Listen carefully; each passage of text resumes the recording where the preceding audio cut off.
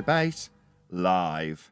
I'm your host, Nathan Oakley, and if you are new to this channel, or you've not done so already, then be sure to subscribe, hit the bell notification icon, and join button if you'd like to become a Nathan Oakley 1980 channel member and keep up to date with the Flat Earth debate. If you would like to support the channel, there is a super chat that runs alongside each of these shows while they are live, and there's also a Ko-Fi, Patreon, crypto, and thanks button in the info box below the video. Most importantly, if you'd like to join the discussion, simply mute the page you are currently watching, then click the link in the info box below this video to join the panel and express your views on the nature of Earth. If you do join, please don't swear. If you do, you'll be ejected, and if you are, please don't try to rejoin the stream using sock accounts. You'll be warmly welcome back on the next stream. Please also share the show on social media. Sharing the show obviously increases the live audience, but this in turn increases the chances of a more diverse panel, so please share the show on Facebook and X. Now, we are joined by Neil and a whole bunch of people in the Flat Earth Debate Discord server, so welcome one and all. How's it going, guys? Hello, hello. Good morning. Hello. Going very well. Had lots of talk over the weekend from various people messaging me about the, let's get the channel name right, Professor Dave Explains YouTube channel versus Witsit Gets It. I don't know if that's the name of his YouTube channel. I think it is Witsit Gets It YouTube channel. That was done on the Quartering, who, just by pure chance, I am actually subscribed to. That doesn't necessarily mean I'm a massive fan. It just means I am actually subscribed. Perhaps from back from when he was covering Johnny Depp. I'm not entirely sure why I've subscribed to him, but I am. I know who he is. I don't know his name, but I'm familiar with him nonetheless. I didn't actually catch the debate. What I did catch was the sentiment of lots of people, which, in the weirdest possible way, credited the Flat Earth win to Professor Dave Explains. Now, I didn't fully understand the sentiment of this at the time, and really I don't still, but that was the sentiment that I was given in regards to this debate, which was sort of, congratulations, Dave, your attitude has converted others to Flat Earth. And I'm hesitant to say it because that was with clarification from others who explained it after the fact when I was quizzing. Why are people congratulating Professor Dave Explains for welcoming people to Flat Earth? It doesn't make any sense. What's going on? And after a bit of digging, it seems that he did such a horrendous job that the win wasn't actually ascribed to Witsit. Now, that isn't me suggesting Witsit didn't do a good job. We'll find out shortly. But that's the lowdown that I got. So maybe from the chat you can let me know if anybody else did see this. So there you go. Okay, PJ, check this out. Sorry, from the chat, PJ Cruikshank says you are live on my channel right now. So I've been watching PJ Cruikshank for the last couple of weeks, maybe a month or two, and I really enjoy watching his stuff. Christian in basis sometimes, although not always. So I'll stick a link to your chat if you don't mind. I'll see if I can dig it out. PJ Cruikshank. How do I do it? Go to channel. Oh, it doesn't give me the opportunity to go to your channel on my YouTube. Hopefully somebody can dig out a link to PJ Cruikshank so we can actually put a link to his channel. I can direct people to his channel. Maybe Divergent Droid. Any chance you can dig out a link to one of PJ Cruikshank's videos so I can put it in the chat and actually promote him. It'd be nice to send some other people, friendly, familiar faces to your live streams when you're live streaming, PJ Cruikshank. I know you've got a handful of people who are watching without being rude, but it'd be nice to get you some more subscribers. So hopefully one of my mods will stick a link to your chat in this chat. And it seems from what you've said in your last comment, you're actually streaming this stream as we're streaming, which is always very nice. So hello to the PJ Cruikshank audience if you are listening to this live also. I have actually invited him to come because I was hoping to click on his name, get a link to his channel, and then it hasn't worked the way I hoped. So there we go. Thank you for coming, PJ Cruikshank, as invited, so I could send people to your channel. There we go, on perfect form. Please subscribe to Cruikshank's channel. There's the link going by Divergent Droid. Has done it on my behalf. So thank you very much. Hopefully you can leave him a little comment as well. Help whatever video that has been picked by Divergent Droid to get a bit of YouTube algorithmic love, where we definitely, PJ Cruikshank and myself, do not receive it from YouTube. So share in the YouTube algorithmic love. Go and drop him a like, give him a comment, and subscribe to his channel. He's a friendly flatty like us. So good to have you, PJ. He's usually on what's his name? Flatzoid's panel. Right, that's where I've seen him before. But he's got his own channel. He's doing his own thing. Hence me promoting him as him. But yes, you may have seen him before if you're familiar with Flatzoid. We do a housekeeping question. Any evidence of a physical geometric sphere edge? That's a horizon formerly known as Earth curvature.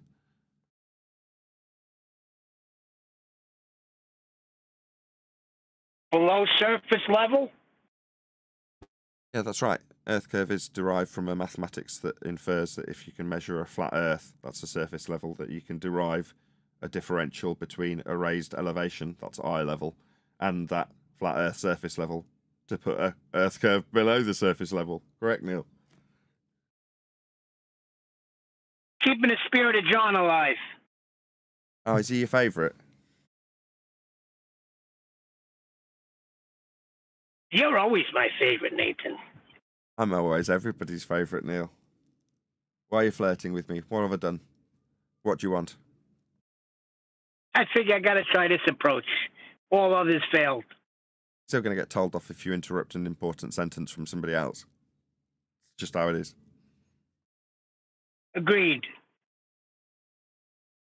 Okie dokie then. So no Earth curve. It's because Earth's measured flat, as pointed out by Neil. Did I miss somebody gifting some memberships? It looks like I did. Yeah, right at the beginning. Right, let's bring that up and shout that person out. Okay, what do I do? Click on that? Yes, I do. And then click over here so I can read it. Flat Earth Travolta gifted 5 memberships. Thank you very much indeed for the support, Flat Earth Travolta, and a very warm welcome if you've just joined as a member. I think there's at least 1 or 2 membership videos that aren't actually released to the public yet. I've been boshing them out quite frequently since joining the politics server, actually. They tend to have some unsuspecting globe-believing normies, whatever you want to call them, some anti-flatties, the whole kit and caboodle, and it turns into edited videos. So there's definitely 1 or 2 that haven't been released yet. That said, I have released quite a few, so that might not be the case. But there's definitely the material. There's a whole ton of members-only stuff to check yourself out with after you've got yourself a free membership from Flat Earth Travolta. So thank you very much indeed. Might as well do my call to action as I've got the audiences here. 70 people watching, which is wonderful. Please share the show.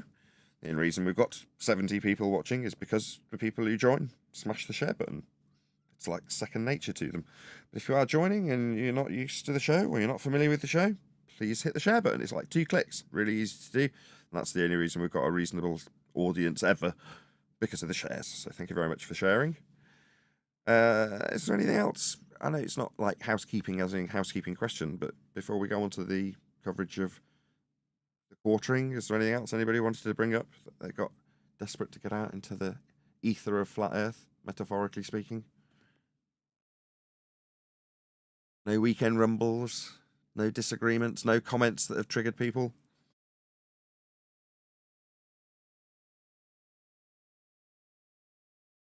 No, Nathan, we're all good. We keep winning. Oh, well, isn't that lovely?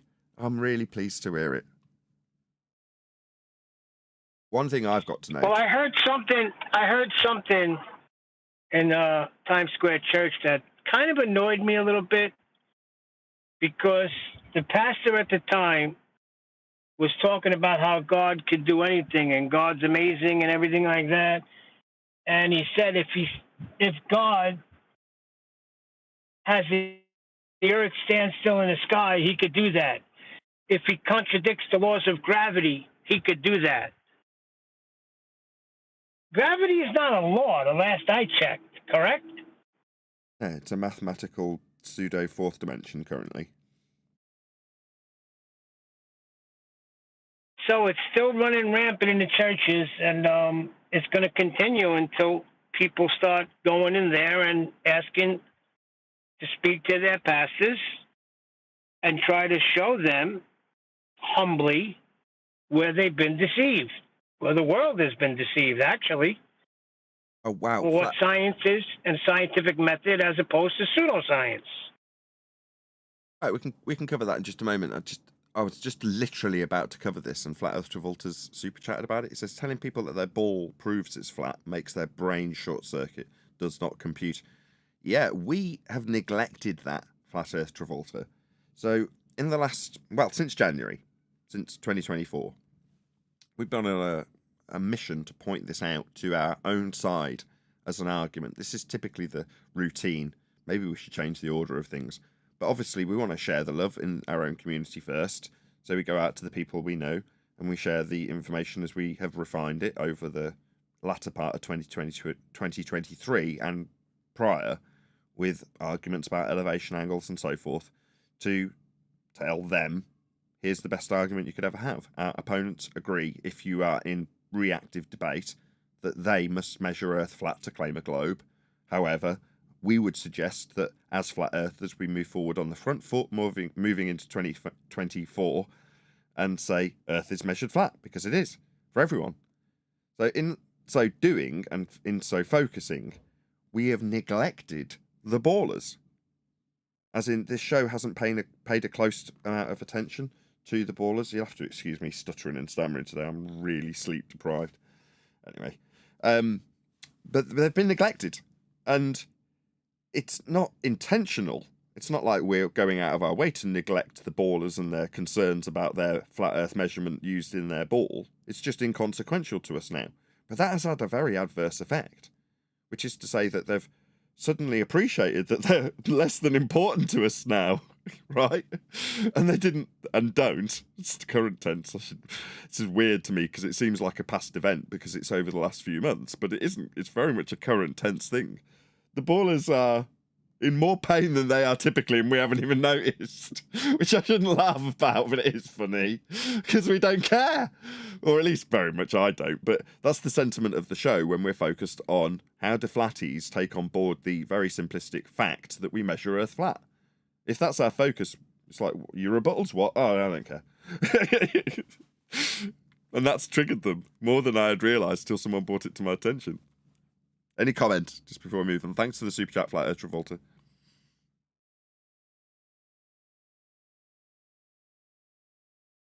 That was Flat Earth Travolta's sentiment, and that was also the point I was going to get in just before Neil pointed out that the scientific evidence and validation that's been punted in churches for gravity has never been proven, isn't there, is pseudoscience by nature.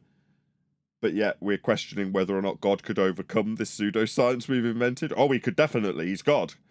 You don't have to be God to overcome this. It's nice that you think it's validatable enough for you to justify its being necessitated to be overcome by God. How sweet. Well, if Danny Faulkner ever comes on again and we do get into some of the stuff in the Bible, that's what he'll say about Joshua bidding the sun to stand still in the sky. He'll say that God could do anything, and they didn't know at the time that Earth was revolving, you know? So when Joshua said, sun stay still in the sky, he actually thought the sun stood still. But really, technically, it was God stopping the Earth from rotating. And there'll be no catastrophes because he's God. He could do anything. Okay. Right, one more thing of note before we move on, which is QE's doing a roast tomorrow. So the Welcome Back QE show, he's been financially in the hole for a few weeks. And we have collectively solved his, or almost solved his problem. I think it's about $2,500 in the hole from what we dragged out of him. So we've set up a GoFundMe. He didn't actually give us permission to do this, but Adam has done it on his behalf. And as a consequence, a direct consequence, he's coming back because I think it's up to just shy of $1,900. So not quite enough to get him out of the hole, but enough to make a major dent in what he was trying to solve. And the trying to solve it bit was causing him to not be on air. So hence that circle has completed itself now. But it would be nice to actually get him into a position where he's not fretting. You know, he's back, but he's still doing other things and trying to resolve a financial stress that he'll have undoubtedly. So in order to do that, we're going to take the mickey out of him for a couple of hours. Because that's what we do. So we're going to do a QE roast. Now, it was pointed out by Brian, he's just very miserable, and skepticism's just his, middle name at the moment, it seems. But he was like, well, how will that be any different to any regular show where we frequently take the mickey out of QE? I'm like, well, it won't be. But we're calling it a roast because that'll be the focus rather than a different subject. So, if you're one of the people who contributed to his current Give, Send, Go, feel free to join in the live stream chat. all roasting of QE. Obviously, there is a line to a degree. But yeah, it would be encouraged in the chat also. So if you want to come and give grief to QE, then you can feel free also to give QE some grief from his live stream chat. If it's humorous enough to get read out, you might find your comment getting read out tomorrow. So that's Tuesday on the Quantum Eraser YouTube channel. So be here or be sphere on the Quantum Eraser YouTube channel. And yeah, you too can check out the roast of QE. Brian will hopefully be there, and I'm sure he'll probably, in spite of his skepticism and cynicism, probably have the best roasting lines. I am in no doubt. The Irish are very good at that. So I will hope that Brian, in spite of his skepticism, will still join in and have a few jabs here and there, which will be humorous. We shall see if I'm proven right. I hope I am. Anyway, that's on the Quantum Eraser channel, so check it out tomorrow in about 30 hours, 35 hours from now, if you're watching live. But it's Tuesday, 8 p.m. Is it 7 p.m. when he does his Tuesday show? I think it might actually be 7 p.m. UK, 2 p.m. Central. So there we go. Check him out. Anything else people want to bring up? Yeah, there's going to be you're going to have to be on the ball, because I'm sure in chat, there's going to be a lot of people throwing digs in chat.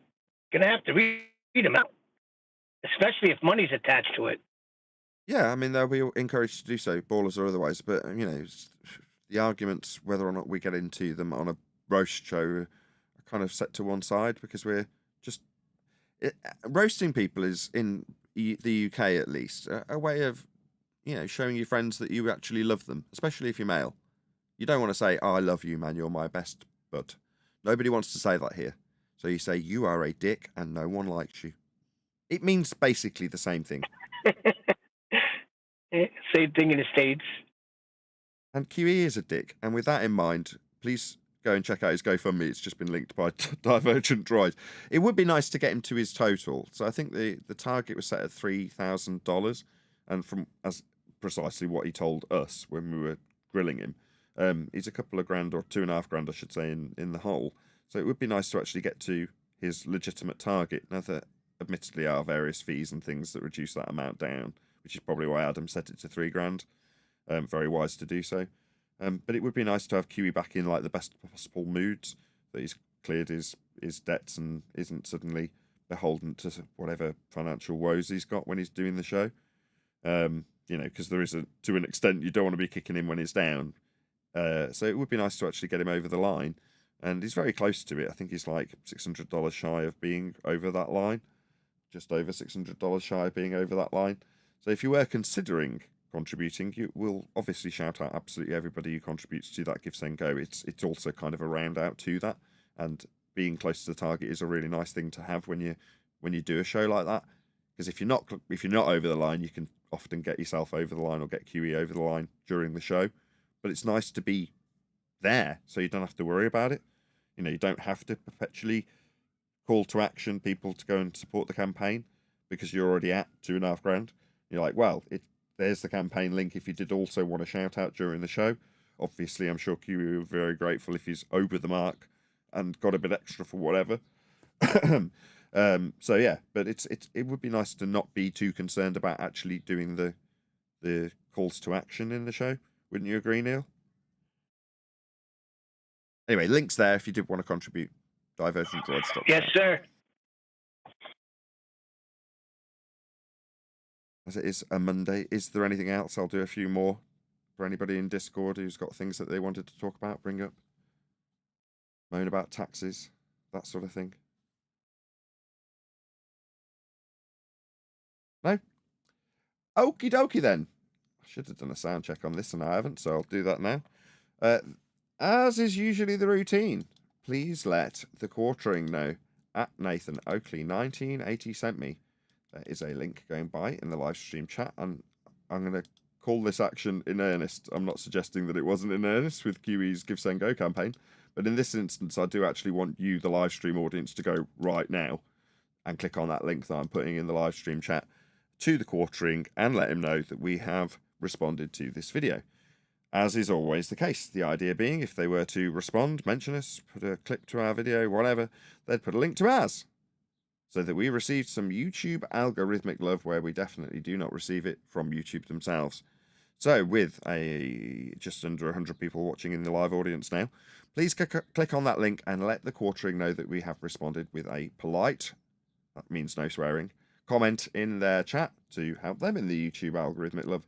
In spite of the fact that they've got well over 1 million viewers, or subscribers, I should say, nobody wants less YouTube algorithmic love. So if you can leave them a comment, letting them know at Nathan Oakley 1980 sent me, and do all the YouTube stuff. Leave them a like, tell them I've sent you, and hopefully that'll help them. In spite of the fact this being quite a small channel, everybody likes shout outs. So hopefully they do the same for us if they were to respond. So I'm hoping that's given everyone in the YouTube live audience enough time to actually toddle along and do that, and then leave their comment and come back. But the name of the video is The Flat Earth Debate, or no, just Flat Earth Debate, exclamation mark.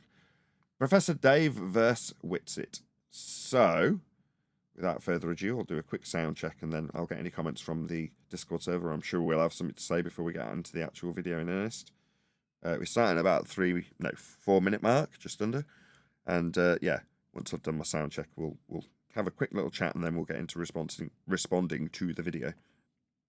Okay, so Ready? I'm gonna shut up. I mean, I'll keep it to. So I got 4:37 now on my clock. So at Cool. well, just flip to 4:38. So go ahead. That sounds good. Okay, did anybody want to comment on this? That's seeing it preferably as opposed to general ideas through hearsay.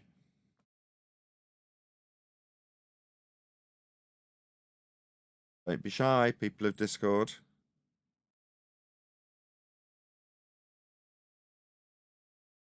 Yeah, I watched the whole thing. I think it's one of Witz's better debates. Kind of kept in check. I forget what the guy's name is. Not Professor Dave. He wasn't ad homing as much as usual in debates. It wasn't like an ether slogfest with Witsit. No. That's good. Really? Oh, that Good, made 'cause you Witsit has the ability. He's got the ability to beat certain people in debates on the subject. You just can't leave the ether pipe alone. Right. So I'm amazed if he did. I'd like to hear it. Did you say you can't leave the ether pipe like crack pipe? Is that reference? He can't put down that ether pipe. Exactly. He's like, if he would just quit the ether, he'd be a pretty, like, I used to be a huge fan of Witsit up until literally like a year ago with all the ether nonsense and stuff. And for a minute, I thought I was going to fall into it. I'm like, oh yeah, this is cool, but it's pseudoscience debunking pseudoscience, so it's stupid. If you too have had issues with ether, then you can contact 1-800 Ethereumism for help and support on this serious issue. Okay. So we're here to talk about flat Earth versus globe Earth. Austin is going to pretend to defend the flat Earth. He will do so with two tactics, which I will undermine right now. First, he will pretend that the default position is that it's just totally flat. Just observe and see how flat it is. So we're straight into a poisoning the well fallacy and a stereotyping fallacy. So Witsit will say blah, blah, blah, blah, blah. He hasn't said anything yet. Just need to respond to his claims. So poisoning the well and stereotyping straight off the bat. Two fallacies within 20 seconds of him opening. I see two fake pictures on screen. What? What do you mean, Tom? I see two fake pictures on screen. There was a flat Earth model and a ball-tard on screen. Okay, it's just the timing of the super chat. I see. Yeah, right. So you got a picture of a pizza pie in a sky vacuum and a ball Earth in a sky vacuum, presumably. Thank you, whoever that was. Thank you for the super chat. the burden of proof is on the globies to prove it is a globe. No, that's false. All of observations since antiquity have only make sense on a spherical Earth. Looking at the sun, moon, stars. Can I just give some props to Professor Dave Explains? Because the last time I listened to him, I think he was debating Dave Weiss. He had his gain 200% too high and was too close to his mic. I say too close to his mic. He may not have been. It might have just been gain. But he's now seemingly got that under control. And it is much more pleasant to listen to him. So I'm sure it's not in response to me moaning about it. But by the same token, for whatever reason, he's now got that sorted, and he doesn't sound like a bag of spanners, which is great. So kudos, Dave. Thank you for sorting your mic out. Only makes sense on a sphere. That's how we've known the Earth is a sphere for 2,500 years. Furthermore, that wasn't evidence. That's a begging the question fallacy. 3. I'm not even going to keep track. We're what, 25, 30 seconds into his opener, and we've had 3 fallacies already. 100 people watching. Woohoo! He's not a professor. No, he's not a professor, Bible you. He's a YouTuber with the YouTube channel name Professor Dave Explains. So the way I get around not having to consistently and perpetually point out that he's not a professor, which he's not, is by saying Professor Dave Explains YouTube channel with host Dave, because he's just Dave. If you deny a globe, most things don't make any sense. Day, night, seasons, weather, tides, Coriolis, geological. All of which will affirm the consequent with every single example. So he's not actually making arguments. So these are a string of baseless assertions. It's a baseless assertion to say that day and night seasons proves a globe. Why? Baseless assertion fallacy. Weather, tides, Coriolis proves a globe Earth? Definitely not. Baseless assertion. Coriolis requires a flat plane of reference to describe it. Volcanoes, earthquakes, etc. prove a globe. Well, that's a non sequitur. How is a shape proven by a volcano or an earthquake? Well, it's a baseless assertion in any event. Technology and communications, another non sequitur. How are technology and communications proving shape? They're not without an argument attached, which will be an affirming the consequent, just to repeat myself. But on face value, this is just a baseless assertion. Line of sight, same. Terrestrial motion, gravity. Gravity uses a flat plane of reference also, proving flat Earth with a couple of these examples. Altitude. You're definitely going to need a flat Earth for that, Dave. So there's quite a few flat Earth proofsies that I can explain and elaborate on. Altitude is your height above sea level. Gravity is a derivation of the radial value of a sphere Earth derived from a Polaris-centric base system we call latitude, and its minimum inferred elevation angle. But to derive R to give you gravity, you must have a flat Earth to measure. Same with altitude. Same with Coriolis, flat plane of reference. It's a non-inertial plane and an inertial plane being described in that effect. Flat plane needed. Quite a few flat Earth proofs in here, Dave. Logical phenomena like volcanoes, earthquakes, technology, communications, simple things like line of sight increasing with altitude, terrestrial motion, gravity. None of it makes sense if you deny that the Earth is a globe. Did he say line of sight? Yeah, line of sight would be flat. Also, good catch. Right there in their maths. But, you know, that's a string of baseless assertions that is repackaged as wouldn't work unless you explained on a globe. No, they're still baseless assertions at face value. And the evidence that goes alongside them, we've all heard, affirms the consequent in each and every single example. What's an affirming the consequent? If the Earth's a globe, then we'll have day and night cycles. We do have day and night cycles, therefore Earth's a globe. Now, they'll get packaged up in ever more complex ways, but that's all they'll ever do. Speaking of gravity in particular, I know that Austin will be very eager to talk about his electric gravity bullshit here. Yeah, you're probably right. He's right, though. It's just as bullshit as his, though. His needs a flat plane, too. There are some reasons why that is stupid. He cannot derive 9.81 meters per second squared. He cannot explain why this value is based on Earth's mass. He can. No, that's what we're going to go with. Is it 9.8 meters per second towards a flat plane of reference in the downward vector? You'll need a flat plane to describe that downward vector, Dave. You've just proven a flat Earth with 9.8 meters per second down. Down? What, perpendicular to a plane? Like vertical? Downwards? Flat Earth needed, Dave. Secondly, this will become uneditable very quickly. Secondly, Dave. Go on, Neil. Bloody hell. Unless he changes his tune to in or out. Yeah, but he can't say down. Sorry, I'll try to refrain myself and try to time your rants better. It's absolutely fine. Yeah, secondly, in terms of everything going down, go boom, boom, go splash, splash, not everything goes down 9.8 meters per second. I'm looking up at clouds right now. Yeah, gas does not go down, go boom, boom, go splash, splash. This misconception that all things move to the centre of Earth because of this gravitational non-force that's actually just a description in a geometry invented by Einstein. There's no bearing on reality. You can defy this effect of 9.8 meters per second in the downward bias that needs a flat Earth to describe it by pointing out the stuff that goes up.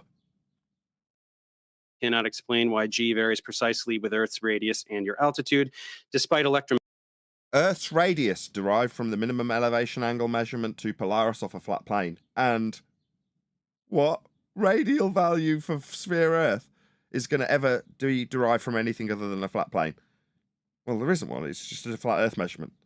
Your ball starts rolling to beg the question of a sphere Earth with a flat Earth measurement of that radius. Altitudes are described from sea level. The height off a plane.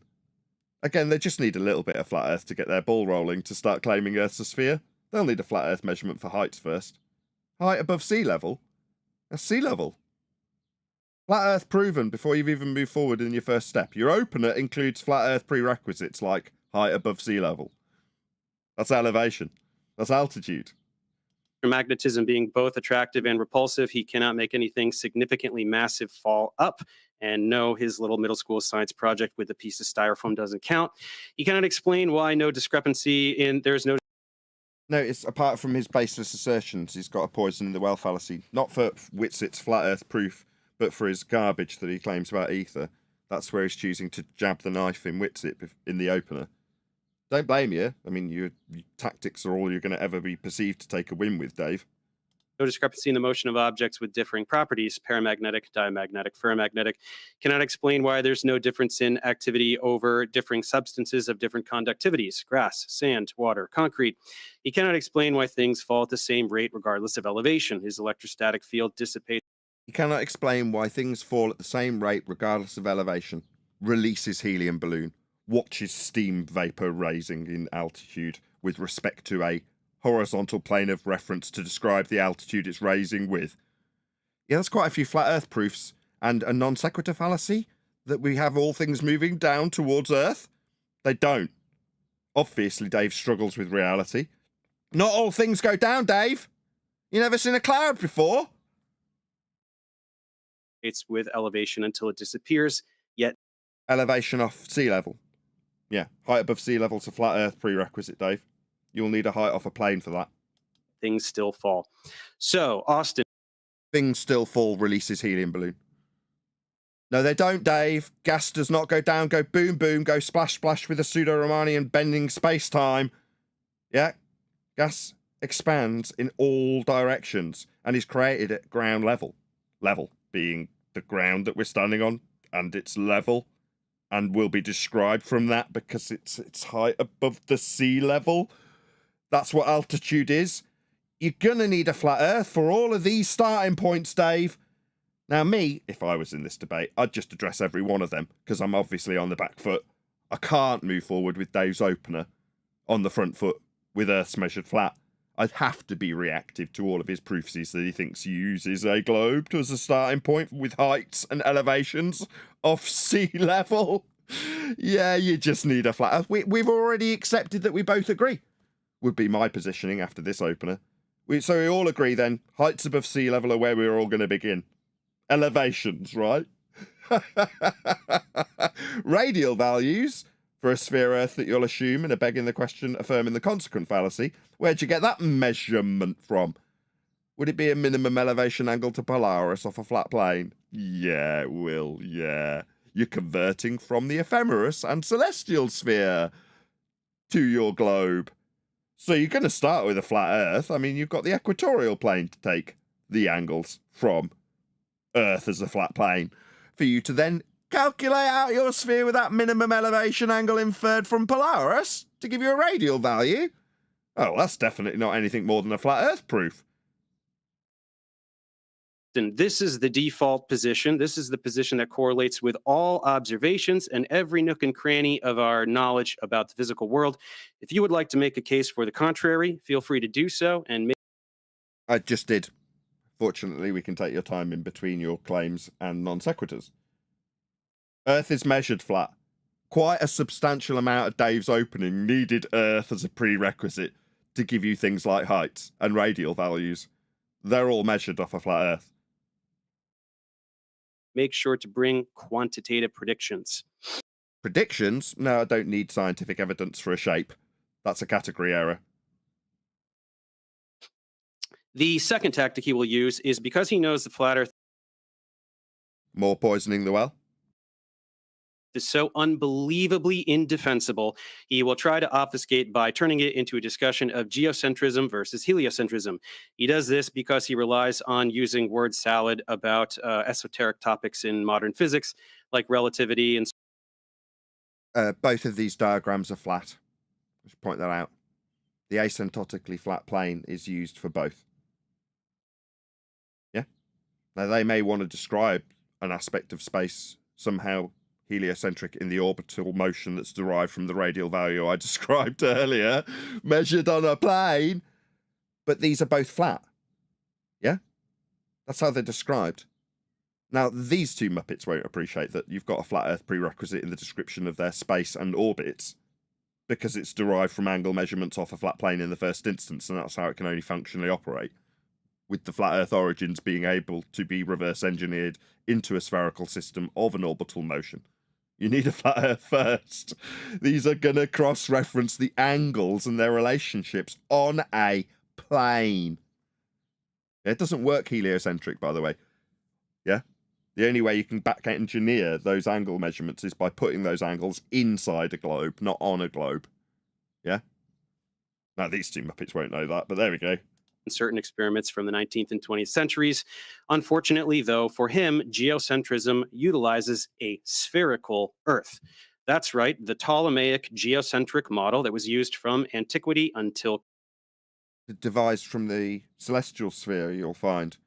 The angles were taken first. The measurements of the movements of the lights in the sky we call stars was derived and put into motion with the celestial sphere. Before you can just extrapolate out things like geocentrism and heliocentrism. First, you need the measurements. The measurements are off a flat Earth. That's all that matters. Copernicus uses a spherical Earth. So if he would... No, he doesn't. He uses a radial value derived from the minimum elevation angle measurement to Polaris. That's his starting point, same as everyone's. Now you can extrapolate out motions and orbits and such like from those flat measurements, but the measurements are flat. Like to change the topic of the debate completely from flat Earth versus round Earth to geocentrism versus... That's not an argument. We're not having a flat Earth versus globe Earth argument. Both use a flat Earth. Yeah, this is a false dichotomy that we have fought for the last 10 years unnecessarily. What we're actually doing is saying, here's a flat Earth measurement that I will call a globe, and here's what I call your flat Earth measurement, my strawman pizza pie in a sky vacuum. Here's how my use of flat Earth measurements I call the globe win, because they work. Yeah, they do work, with angles off a plane. You reverse engineering them, and then putting them inside your globe to claim that they work with parallel light on the globe doesn't wash when the angles can't come from a curved surface. They only work on a plane.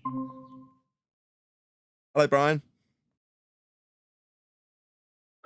Hey, Nathan. Hey, Neil. Hey, everyone. You going to be at the roast tomorrow? You miserable sod. Yeah, I'll be there, yeah. You'll have the best lines. I know. I'm glad now. That's cheered me up. I thought you were pessimistic because you didn't want to participate. No, it's just cheesy. It's completely... There's no need for this cheesy roast. It's cheesy. It's cringy. I can't stand the things. You don't like cheese? They're contrived and forced. They're not natural. I don't like them. So yeah. We'll make them natural, Brian. It is cheesy. Absolutely. Fundraisers in general, you ham it up. You don't tone it down, do you? No, but the whole roast thing is so cheesy. It just when I hear that word, all I think about is these Hollywood types with sunglasses on, smoking cigars, as if that means something. What cigars? What are they? Like a tobacco leaf with tobacco in it? Yeah, but not what are they? It's like, what statement? Why? What's this cigar supposed to be? Does it make you more macho? What's the point of this? I just can't stand it. I'm pretty sure it's a way of telling the audience how large your penis is, isn't it? I'm pretty sure that's what it means. I don't know about it. to me, it's this whole cigar thing that seems that every one of these roasts you see on TV or on the internet. Not that I watch them, but I was showing them. There's always one or two smoking cigars. No, I don't. What's that about? Is that does that make you less feminine? Or what is it? No, I got it wrong. I just looked it up. It's cars. Cars signifies large penis. Either way, I'll be there. But as I said to QE, we're going to need canned laughter because it's going to be that bad. Nah, it'll be a laugh. Like you said, you summarised it. You were like, it's going to be the same as any other show then, based on your description. I'm like, yeah, it will. We'll just be doing it a little bit more on point, a little bit more overtly, and a little bit more often. That's it. But yeah, you're right. The overall subject matter will be a glorified Give, Send, Go campaign. But if I say QE's back, oh, and by the way, he hasn't really reached his target, we're going to carry on with the Give, Send, Go campaign, give generously in the title, people are like, oh. Yeah? Whereas if you go, QE roast, they go, oh, that sounds like a bit of fun. That sounds like a bit of light-hearted cheese. Everyone loves a little bit of cheese. It's not going to be that bad. It's going to be terrible, but I hope that he reaches the money he needs. So, yeah, I'll be there for sure because it's his show and because he's like mentored me at times throughout my time in Flat Earth, so many times. Like, I'll totally be there, but it's going to be super cheesy. I'm cringing. I'm getting embarrassed thinking about it, literally. Okie dokie then. Right, we're covering Witsit and Dave, and we're still not quite through the end of Dave's poisoning in the well yet. We'll get there. It's heliocentrism. I heard Dave saying, sorry. No, you go ahead. I heard Dave saying two things just a minute ago. I was listening to bits and pieces. Quantitative predictions. Quantitative predictions. What are they? Exactly? He's in a category error. Yeah. Yeah. And he said that the geocentric, what he called it a model, was globe as well. It's like, no, there was no globe before Kepler. No globe before Kepler. This thing about the Ptolemaic model. Like, sure, yeah, anyone who wants to come at me with that claim of a geocentric globe, I have a couple of questions for you, and it's going to make things very, very difficult. I think it was a globe. What would be your difficult questions, I wonder? I'm keeping it to myself. Well, I'm just throwing it out there as a baseless assertion then. Nah, he shared some of them with me. They're good ones, trust me. Now it's just a total in-joke on a live show. What it is they're trying to claim it was a globe thousands of years ago, right? And everyone knew it was a globe thousands of years ago. No, the globe didn't turn up until Kepler. I can guarantee there was no globe till Kepler, 300 years ago or whatever. That's it. Kepler brought the globe. But you said you had some awkward questions. I have some awkward questions. Yeah, what are they? Give us one, Brian. Come on. I'm not telling you. No, I'm not telling you. I'm not telling you because I want it to happen organically where someone comes along, someone on the opposition side, with their big claims. And then we'll see, won't we?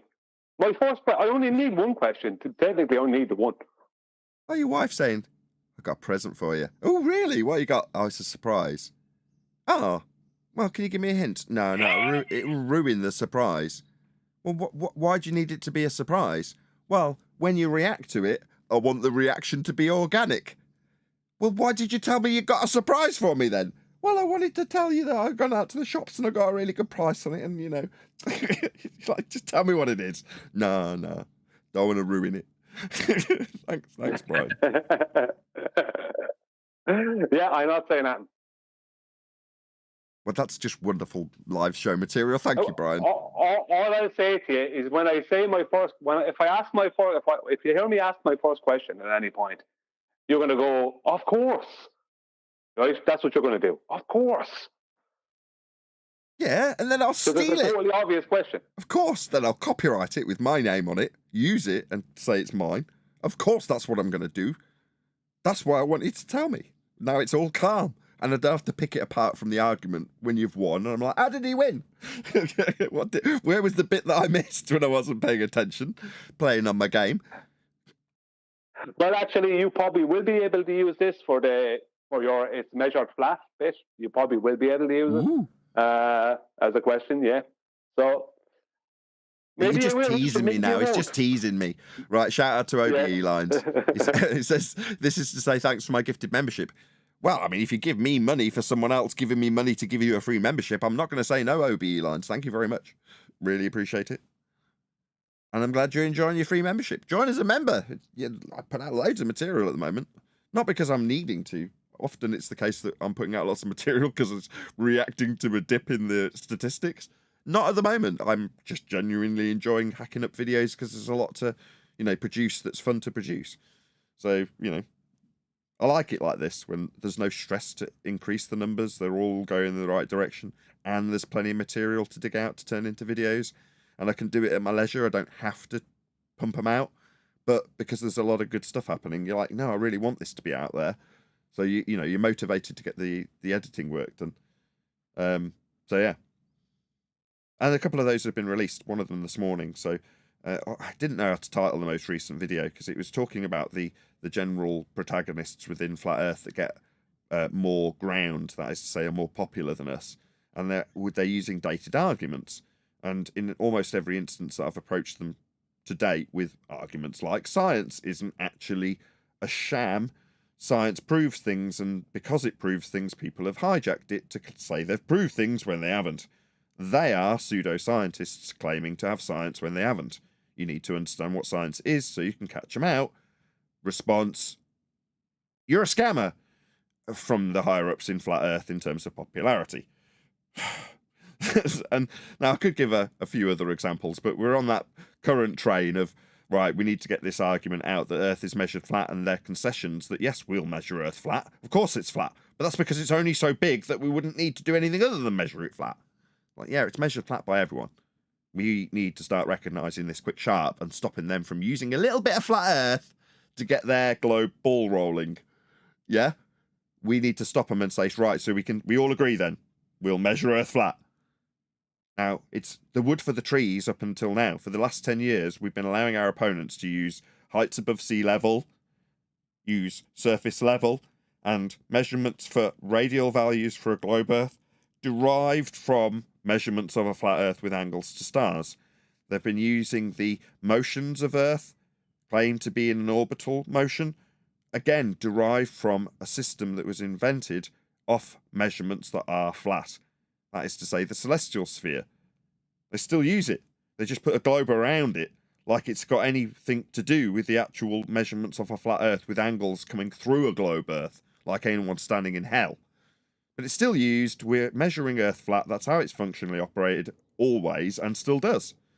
So we need our own side. I have no doubt that will result in me being called a fraud or something. But there we go. That's how things seem to progress when we approach the people who are getting better reach. Maybe that's why they're getting better reach, because they're peddling older arguments. I don't know. That's me with my conspiratorial hat on. In any event, I would hope that at the very bare minimum, my own audience understands and recognises the importance of everybody measuring Earth flat. And when the globers do it, they don't have any issue starting off with a flat Earth measurement and justifying it by saying, oh, it's only because it's so big. Right, should we carry on with this video? Remember, go ahead. Just before you go, just as an analogy for people with the whole, how they need a flat plane to get their ball rolling, right? Every time they bring up the Foucault pendulum, right, they leave out the fact that someone had to get the thing, and even though it's nonsense and it doesn't do anything for them, but the most important point, the thing that kills their claim from the start, without even having to go into the whole nonsense of what Foucault was claiming, is the fact that it won't just start swinging. Someone has to make it swing, which means if the Earth was moving, right, that wouldn't have to happen. The thing would just start swinging by itself, right? That's what pendulums do, right, when they're attached to a moving object, right? They'll start moving. So Just like when they need to get the pendulum swinging to start making up some Ponzi scheme claim to do with Coriolis, right? When it comes to anything globe related, they just need to measure a bit of flat, and then that gets the ball rolling. Same exact thing. You know, if you just allow me to hijack the ephemeris, then I can definitely come up with some mathematical rubbish that's supposed to be proof for a globe. Exactly. Same thing. If you can just let them measure a bit of flat Earth first, you can have your false dichotomy argument where their globe that has actually got its origins in flat Earth measurements is stacked up in false dichotomy against what they tell you your claim of a flat Earth is. Some stupid pizza pie in a sky vacuum with an edge and a boat falling over it. Yeah. Right, let's carry on. I'm willing to entertain that if he first admits that the Earth is a sphere, and he has to mean it. If he is unable to make that concession, I will continually drag him back to very simple, naked eye observations and basic logic that prove. Observations of the stars he has is point one, Brian. What would you say to that?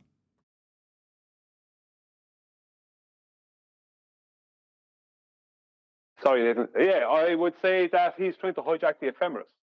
And that what he's trying to hijack is the celestial dome. There is no celestial sphere. There is only a celestial dome. This thing about celestial sphere, that's added in to, when you say celestial sphere, you're actually begging the question for the globe. The celestial dome, right, model is based off of a protractor. The whole point of the protractor is to show somewhat angular perspective view in orthographic. That's the whole purpose of it. Right. We don't have a curved sky. So when he comes up with anything to do with the stars or the sky in any way, then that involves horizontal measurement, elevation angles, which is vertical angular measurements. So he doesn't have anything, but that's what they need to hijack. Hijack is step one. Whether it's a flat plane measurement, whether it's something in the sky, whether it's a natural effect of some kind, like an effective temperature or something, hijack is step one. Step two is start making your globe claim. Step one is always hijack of reality. Right. So what you're saying is your objection to the use by me of celestial sphere is because it's an ancillary step. Step one is measure angles with a parallel sky and plane with the view that you're going to place each of these angle designations onto points of a protractor, which is where you get your hemispherical view, North Pole centric, for the system we call latitude. But then you can, after that, that's to say your description, which is more accurate for the starting point, not the sphere. From there, you can then do the same exact thing in the south and claim it with a quasi-South Pole centric system, again, with a hemisphere representing the flat plane parallel ground of the sky versus the ground, and then put a protractor around that, South Pole centric, and then plot out the star positions with their angles on the protractor. Now, once you've got both, you can then describe them in a model with one flat plane antipodal to the other flat plane, one North Pole centric, one South quasi-pole centric, and then you end up with what I described, which is called the celestial sphere. But in reality, it is two hemispherical flat plane models sandwiched on top of the other antipodally. No, actually it's not. They're side by side. Yeah, it is. There's actually three. There's a third one for when someone's at the equator. That's another one. What? Do you know what I mean? You can have a celestial dome at any point on the Earth. You can create a celestial dome based off of any place. Your personal, I know I have to use the term now, that it's an oxymoron. Yeah, that may be true. But personal atmosphere hold on, dome. Brian. Yeah, that may be true. But the one that we are commonly familiar with is the one I described, right? North and South Pole centric.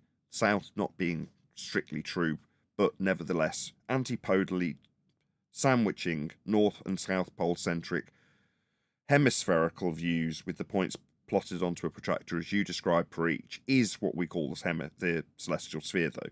Although you can plot it out from the equator. No, this is what we've been given. after it's been hijacked. Yeah. So when every time you bring up the celestial sphere, you're literally begging the question for the globe, whether you like it or don't like it. There is no antipodal anything in reality. No, I agree. It is what we are familiar with, though. It's just when you step in and say no, you can do it in this other way, and it's what we're given. Yeah, it's what people are familiar with, and accurately describing the celestial sphere that we are familiar with. That isn't to say that you're not right. It hadn't occurred to me actually, Brian. I am giving them, number one, a justification for antipodal positioning, flat plane. Otherwise, it's still antipodal with the two systems. And it's step 2 after measuring it through the protractor with a flat sky. So why am I giving it them? You're absolutely right. There's no need. The only reason I'm doing it is through familiarity, which is to say that people instinctually know what the celestial sphere is. They'll picture it if they're a globe head with a globe in the middle of it, but the angles are coming off the flat plane that I'm describing, but for only one half at a time.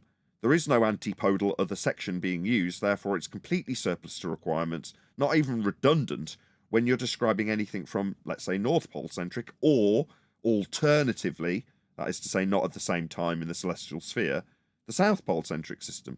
It's just you with a protractor over you and a flat sky and a flat ground. Where's the sphere? It doesn't exist. I'm giving it them for nothing. You're right. That's what my son did. You just have to... Let Neil go. Go ahead, Neil. Then Brian. Your son did, you say? When I explained it to my son, he said, that's only one half. What about the other half? So he's automatically making it a globe. Yeah, there's an automatic antipodal assumption by a globe believer. Yes, that's correct. Go ahead, Neil. Brian. You see, where you are now, Nathan, you have your own personal celestial dome. I have my own personal celestial dome. Neil has his own personal celestial dome based off your coordinates. I don't say, just replace the word sphere with dome, because that's really what you're describing mathematically. You know what I mean? That's all. You don't have to. I'm not telling you what to do. You can do it your own. I'm just saying that's what I did. I want the aspect of familiarity to cross-reference it with the globe inside it for you know, what else can I say other than for old time's sake? I don't need to do this on the front foot, do I? You're right. I've got nothing to come back at you, Brian. You're saying I'm not going to tell you what to do. Well, why would I disagree? You're absolutely correct. Why am I giving it It is your dome of perspective, if you will.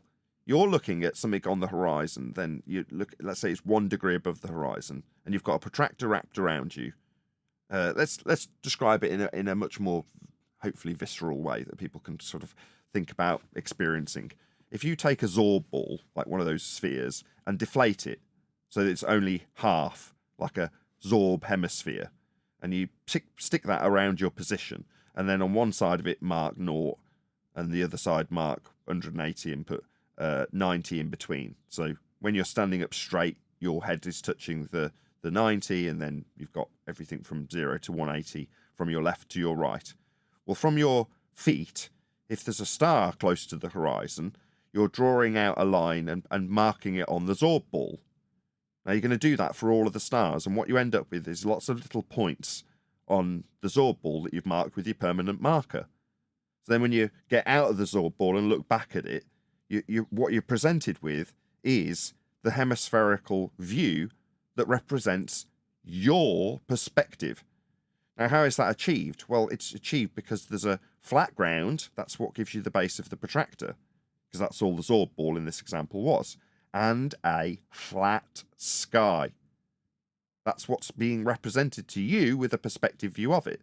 The things that are far away, that is to say, over another piece of land. So something that's only 1 degree above the horizon for you, when you mark it on your Zorb ball, which is a protractor, that star is, or could be in this example, and definitely is, because it's an example, over another piece of land that's potentially in the daytime, for all you know, but its GP position is over somewhere else, along a flat surface. Yeah, so for them, it's at 90 degrees. For you, it's at 1 degree. Yeah? That's how that model has been formed. But in order to do it, you need to measure Earth as a flat plane and the sky as a parallel plane. Now, the fortunate thing for navigation, that is, and the development of the models, including the globe, is that the way the sky represents itself to us for measurement purposes is the same at all altitudes. I say it with a slight smug grin because, number one, this makes no sense. Not just doesn't make sense for a flat Earth, it can only function flat. And does function flat because of this aspect I'm about to describe. It makes no bleeding sense, but it's the way it actually functions. Which is to say that if you are in your Zorb ball and you're measuring a star that's 1 degree above the horizon as I described earlier, and just by chance, 2 hours earlier, someone got into a hot air balloon and raised their position with respect to your position. So when you look up through the Zorb ball, you see the bottom of the basket of the balloon. Hopefully everyone's following along. Now, if that person in the balloon has a bubble sextant, that is to say they can establish their horizontal frame of reference, and measures the same star, they will also get 1 degree at all elevations. If you have got 1 degree to the star, that's to say you can see it, there's nothing obstructing it like a hill in the way or a building or something, then you have a 1 degree, and so does the guy at altitude. If it's at 10 degrees or 20 degrees, let's just say, then the same will apply at all altitudes. Yeah? So the ground position and the relative angle from any other position stays the same at all altitudes. That can only be described as a flat sky with respect to a flat ground. And that's how it's been mapped and measured out to give us models like a hemispherical view that later gets turned into a celestial sphere, with North and South Pole as described earlier, but no need to give them it, right, Brian? But yeah, that's how it has come to fruition for us to then extrapolate out these descriptions into things like sphericity. So the minimum for Polaris gives you your radial value, and then you can work from there to suggest sphericity of the surface you just measured flat, and then you enter into Copernican extrapolations of orbital motion, and then Huygens giving us scales for values and distances and light speeds and all the rest of it. You know, there's one step after the next in terms of taking your flat measurement into a heliocentric worldview for the purposes of better modelling the stars for things that don't quite work when you can't figure them out, like epicycles, or what do they call them now, Brian? You'd be better at this than me. What are they called? Retrograde motion.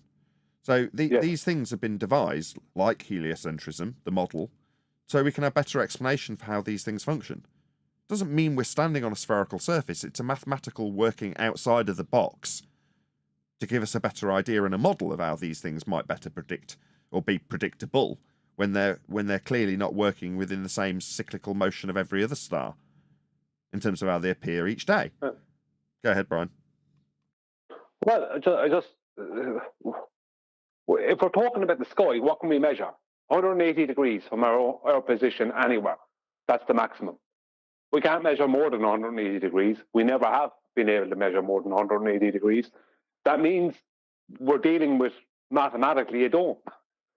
Do you know what I mean? It's, for me, I had it out with refracted before. I know I'm holding up the video. I don't want to keep doing that. But I had it with refracted before.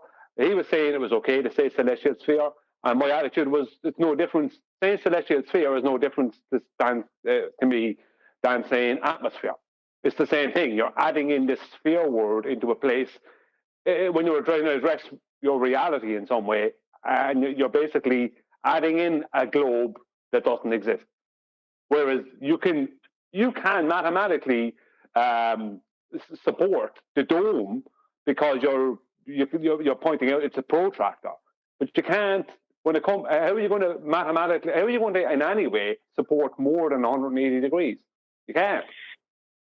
Well, Brian, I think you had an influence on him because when I was explaining the back and forth I had with my son, he told me, just tell him celestial dome. Don't say sphere. Quick shout out to Uncle Ben. Sorry to cut you off, Brian. So U-2 pilots can use the same ephemeris as sailors. And then he gives a salute. Thank you for the super chat. Sorry to cut you off, Brian. No, I just agree. No, I've said my piece now. I'll leave the video go on. Okay, should we carry on with a bit more Witsit and Dave? We've not really covered much, although it's developed into a conversation. It's brilliant though. This is brilliant. We're going to probably cover this on Ballbusters as well, I'd say. This is a brilliant debate. Witsit actually is very good. And for what I mean is that, as it was said earlier, he doesn't go into the ether or that so much. He more sticks with things that actually have some relevance. The Earth is a sphere without any understanding of physics whatsoever. Go ahead, whoever that is. I'd rather it developed a conversation amongst ourselves than actually covering the video, if you know what I mean. Go ahead, Rich.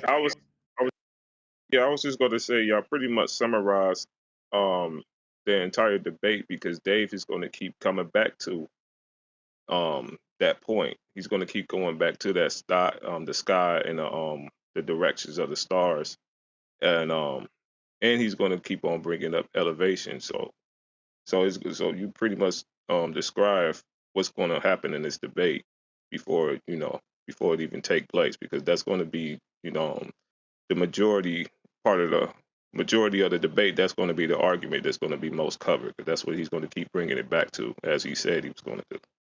That's good. It's handy that we've had a nice little summary of his positions throughout the debate to take them apart and point out where the Earth is measured flat in them, for them to be starting off the ball rolling. So, yeah, brilliant. I'm glad we've done that as we're coming up on an hour, even with only 6 or 7 minutes covered. But I would like to actually hear a bit of what Witsit's got to say in his opener. Shout out to Flat Out Truth. He says, Earth measuring flat is an eye-opening experience. Well, I'm really pleased to hear it. The best arguments are the ones that were already there, being discussed and debated without you even realising it. Yeah, we never realised when we were arguing over the Earth curve calculator that it had a flat Earth in it. And that was absolutely required for them to move forward in their measurements. It was called surface level and we never spotted it. So the fact that these things are already in existence, being utilised by globe believers who justify and apologise for why they have to measure Earth flat, is our key to opening the eyes to the entire world. If anybody thought, what is the linchpin? What is the thing that will take flat Earth from being a kind of crazy conspiracy that I've kind of heard of that seems like it makes sense when I hear some of the arguments in a bit more detail, because I now understand how the Earth couldn't be a ball, but it still seems a bit crazy. How do you go from that to everyone going, I already knew? Well, this is it. The fact that every measurement of Earth to insinuate that we've got a sphere surface below us starts with measurements of a flat Earth is buried in every single claim that has ever existed.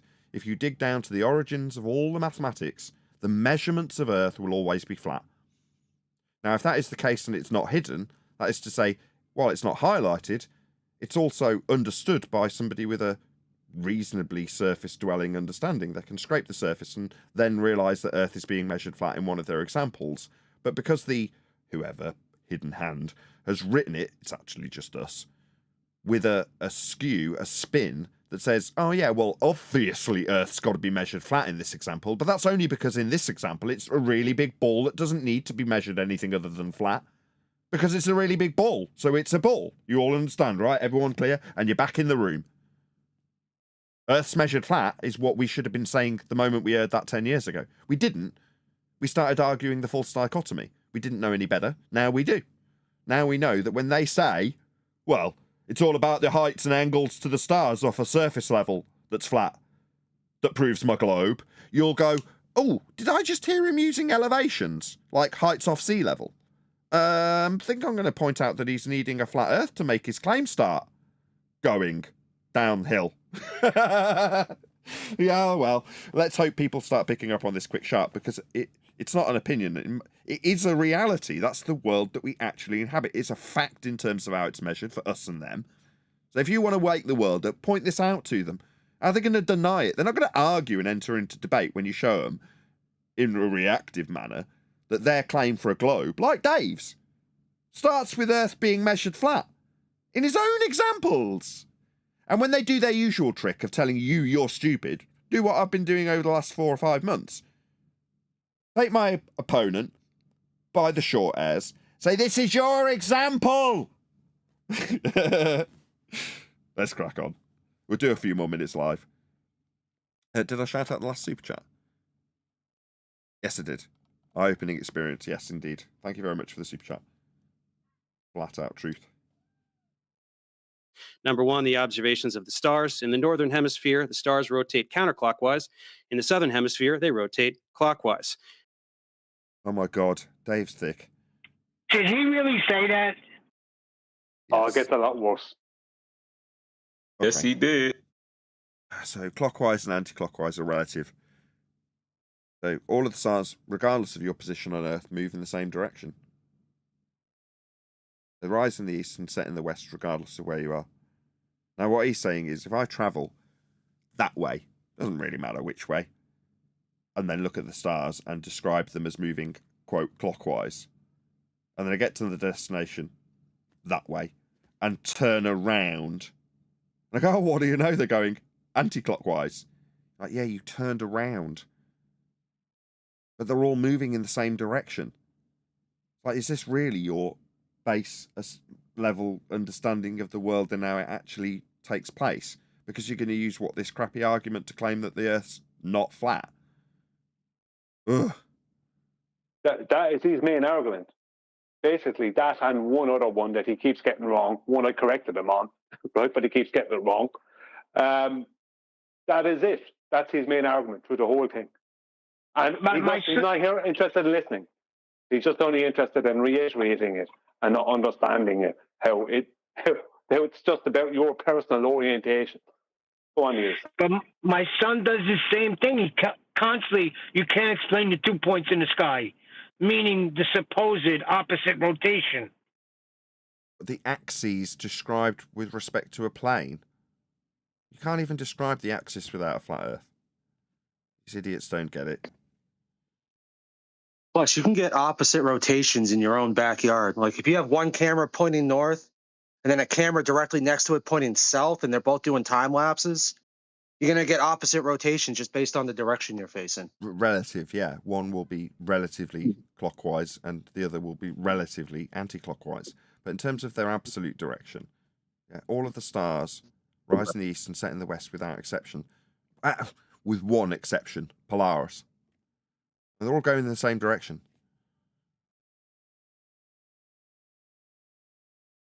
This is a rubbish argument. This is really what he rests. Have you seen this, by the way, Brian? I watched it yesterday. It was excellent. It was one of the best debates I ever watched, simply because the amount of people in the comments who are ballers, who are saying, please keep Dave away from us.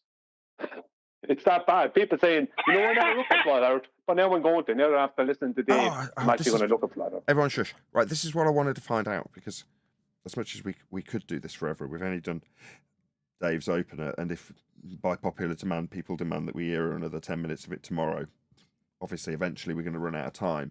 But several people had contacted me, and I said this in the pre-show before you got here, Brian. So someone said, oh, well, Witsit must have done well because the end poll came out in Flat Earth's favour. And I said, no. Without watching it, the sentiment I've got from people who've talked to me about it or messaged me or I've picked up on the grapevine, whatever, is that the win for Flat Earth is actually being ascribed to Dave. I'm like, how's this the case? Why are people praising Dave for bringing people to Flat Earth? This isn't how I would expect this to be framed. So I'm asking, why would that be? Now I know, because you've just told me. Can you just go through what you just said a second ago, Brian? Because I'm going to use it as a point to round out the live show on. Well, I will. Dave is so ridiculous that now what people shouldn't overlook, though, is that Witsit actually did an excellent job of dealing with him. Excellent. But Dave is so ridiculous that the ballers in the chat saying, you know, I always thought Flat Earth was stupid, but now I think it's worth looking into after listening to Dave. Because they hear about Dave having millions of subscribers and all this stuff, then they find out this is all he has. It's like, it's so weak. I think that was it. And it's just his attitude in general was just an attitude of, looking, the way he does, he's obnoxious, looks down his nose at people, uses no end of logical fallacies, doesn't know what he's talking about, but yet lays that at the door of his opponent. All this, I mean, even ballers out there were listening to it going, this is terrible. So, right, that explains everything. Perfect. Thank you for that summary. I'm glad, having watched it all, that you give me that as an explanation. I've only just got that fresh after asking for about a day and a half. Anyhow, with that, I'm going to say, if you are watching this on either Nathan Oakley 1980 or Nathan Oakley Premiering streams, then stay tuned, as there will be an after show to follow. Unfortunately, though, if you are watching this live, this is where we bid you farewell. So, another massive thank you to all of you smashed the super chat, liked, commented, shared, subscribed, joined as a Nathan Oakley 1980 channel member, got gifted a membership, gifted out that membership, and all that good stuff. I've been Nathan Oakley, and I will see you all in the next video.